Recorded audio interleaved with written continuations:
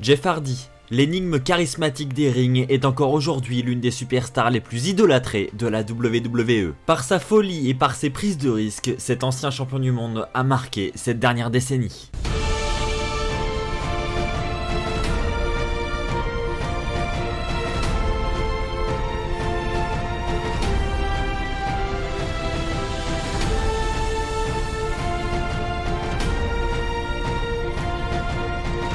Jeff Hardy est né le 31 août 1977 dans la ville de Cameron, en Caroline du Nord. Jeff Hardy est le frère cadet de Matt Hardy et ils ont été élevés par leurs parents Gilbert et Ruby Hardy dans la ville de Cameron. Son père Gilbert cultivait le tabac et sa mère Ruby était une femme au foyer très pratiquante. Elle succombera d'une tumeur au cerveau alors que Jeff n'avait que 9 ans. Cette période fut très traumatisante pour Jeff Hardy. Jeff était très féru de sport en tout genre et consacrait cœur et âme à ce qu'il entreprenait, prenant parfois des risques inconsidérés. Durant son enfance, il aura pratiqué le baseball, le motocross, le football américain et bien sûr la lutte. C'est lors de WrestleMania 4 et lors de la victoire du Randy Macho Man Savage que se déclenchera un véritable déclic pour la lutte professionnelle.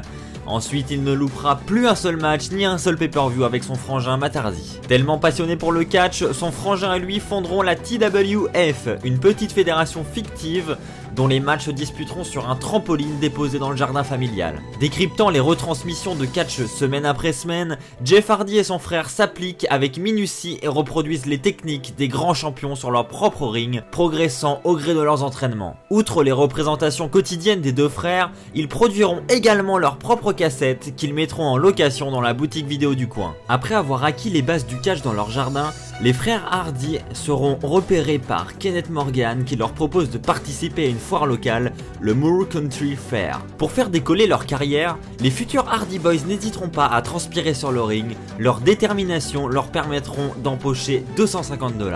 Ensuite, les deux frères décideront de créer la fédération Omega en 1997. Cette fédération indépendante de Caroline du Nord proposait des shows en plein air lors des foires locales ou des fêtes des écoles. Son roster comporte à l'époque, outre les frangins Hardy, Shannon Moore, Gregory Helms ou encore Joey Mercury, des futurs grands noms de la WWE. La fédération fermera ses portes en 1999 pour une raison simple. En effet, les frères Hardy avaient signé à la WWE et n'avaient par conséquent plus le temps de s'en occuper. L'école n'a jamais été la tasse de thé de Jeff Hardy. Mais ceci ne l'aura pas empêché de se consacrer avec son frère à des projets qui lui tenaient à cœur. Plus tard, malgré la possibilité d'intégrer une institution artistique, Jeff Hardy renoncera et préférera se dévouer corps et âme au catch. C'est le 23 mai 1994 que Jeff Hardy disputera son premier combat de haut niveau à la WWE lorsqu'il fera face à Razor Ramon. À cette époque, Jeff Hardy n'avait que 16 ans et a donc dû mentir pour monter sur les rings de la WWE. Fort de cette expérience, il devient une star dans son lycée. En revanche, il sera renvoyé de son équipe de lutte. En débutant à la WWE, les jeunes Hardy réalisent parfois des extras comme au King of the Ring 1995 où ils sont chargés d'ouvrir les portes de l'entrée qui séparent les catcheurs de la salle. À cette époque, tellement heureux de faire partie prenante des shows de la WWE, les frères Hardy ne pensaient même pas à demander à être sous contrat. Après avoir passé plus de 5 ans à enchaîner les défaites, Jeff et son frère Matt, rebaptisés les Hardy Boys, décrochent un contrat à temps plein à la WWE le 11 octobre 1998. Le 29 juin 1999, sous l'aide du Freebird Michael PSA, les Hardy Boys obtiennent une victoire surprise sur les Acolytes, qui leur offre ainsi la première de nombreuses occasions de décrocher les titres par équipe. En octobre 1999, à No Mercy, les Hardy Boys ainsi que Edge et Christian imposent un nouveau standard en matière de match de l'échelle, avec des prises innovantes à couper le souffle. Jeff et Matt remportent le match ainsi que les 100 000 $ et les services de Terry Brunels qui étaient en jeu dans ce match. Mais plus important encore, ils ont droit à une standing ovation. Le 26 mai 2000, Lita, qui était une superstar de la WWE, s'associe à Jeff et Matt Hardy après l'intervention de ces derniers pour venir la sauver des griffes d'Esaraios, le catcheur qu'elle manageait. Le style de combat de Lita convient parfaitement à celui des Hardy Boys, c'est donc tous les trois qu'ils vont former la Team Extreme. Au milieu de l'année 2000, Jeff Hardy va conquérir le public en volant la vedette lors du tout premier TLC match lors de SummerSlam 2000 dans son état natal de Caroline du Nord. Jeff Hardy remportera son premier titre en solo en avril 2001, la ceinture intercontinentale, après une énorme victoire surprise. Son adversaire n'a été nul autre que le Game, Triple H.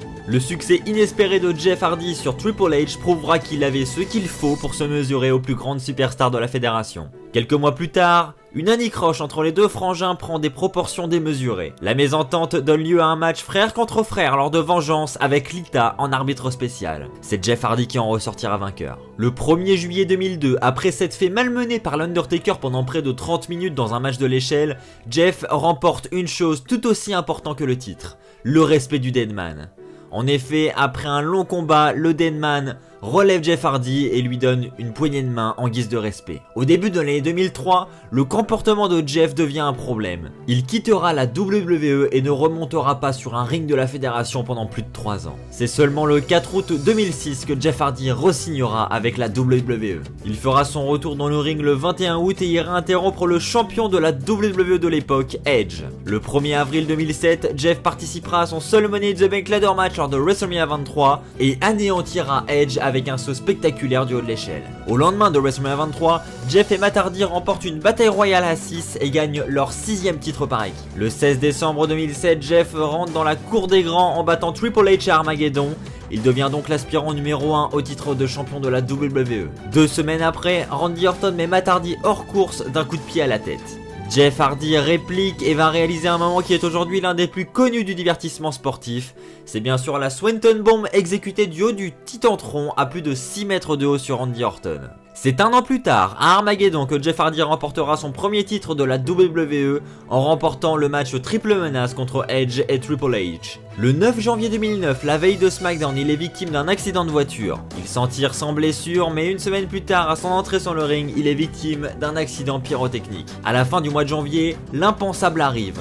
Matt Hardy se retourne contre son frère lors du Royal Rumble et coûte le titre à Jeff dans un match face à Edge. Cette histoire nous mènera au 5 avril 2009 où Matt bat Jeff Hardy dans un Extreme Rules match lors du 25e anniversaire de WrestleMania et 5 jours plus tard dans un match de la civière à SmackDown. Le 26 avril 2009, Jeff Hardy se venge de son frère en l'obligeant à prononcer les mots « j'abandonne » lors de Backlash avant de lui porter une descente de la cuisse à travers une table. C'est en juin 2009 que l'apothéose se produit.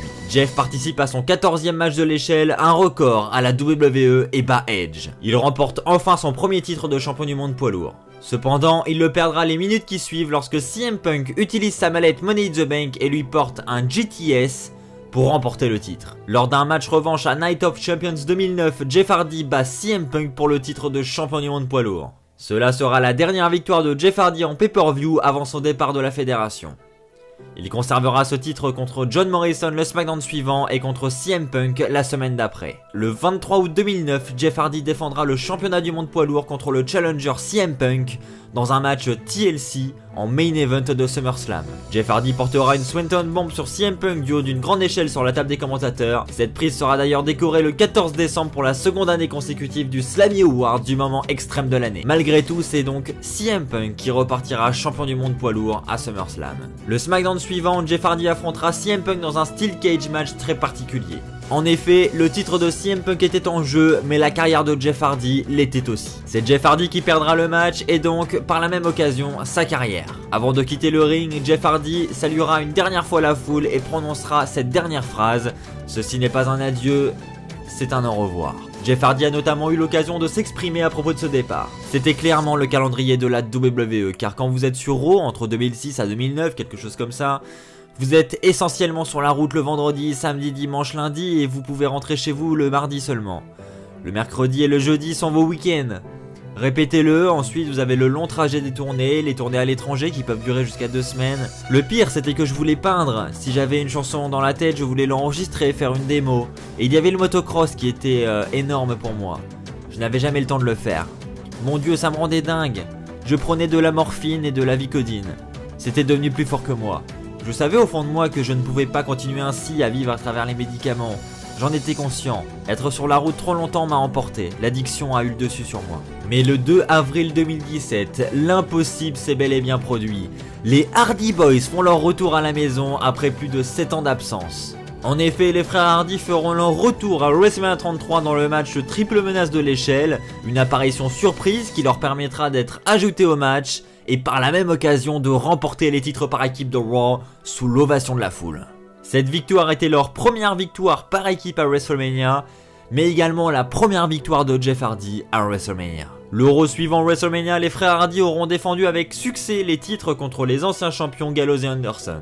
Les deux frangins conserveront aussi leur titre à Payback contre The Bar mais finiront par les perdre dans un Steel Cage match à Extreme Rules face à Cesaro et Sheamus. Jeff Hardy repartira ensuite en solo en tentant notamment de battre The Miz pour le titre intercontinental mais sans réussite. Il se blessera ensuite à l'épaule ce qui l'écartera des rings pendant 6 mois. Il fera son retour au Raw du lendemain de WrestleMania 34 avant d'être transféré à SmackDown lors du Superstar Shake-Up. Il aura directement un match pour le titre des États-Unis face à Jinder Mahal, match qu'il remportera pour ajouter un nouveau titre à son palmarès. Il conservera ce titre quelques mois avant de le perdre à Extreme Rules face à Shinsuke Nakamura. Il se fera attaquer par Randy Orton juste après le match, ce qui commencera une grande rivalité. De violents segments s'enchaîneront à SmackDown, menant à un match Hell in a Cell dans le pay-per-view du même nom, match qui sera très violent. Malheureusement pour Jeff, suite à un mouvement suicidaire, c'est Randy Orton qui en ressortira vainqueur. C'est à la suite de cette longue et magnifique carrière que Jeff Hardy est devenu l'une des superstars les plus populaires de l'histoire du divertissement sportif.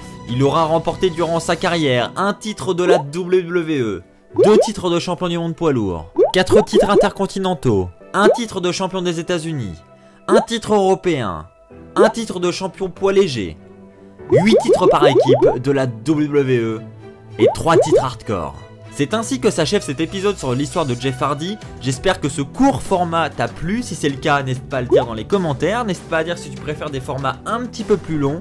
On se retrouve très vite pour le prochain épisode qui sera sur Rey Mysterio. Je remercie au passage Aurélien qui m'aura aidé sur la réalisation de cet épisode. Encore un grand merci à vous tous pour votre fidélité. On se retrouve très vite. D'ici là, portez-vous bien et n'oubliez pas, soyez toujours très fiers d'être fan de catch. Allez, bye tout le monde!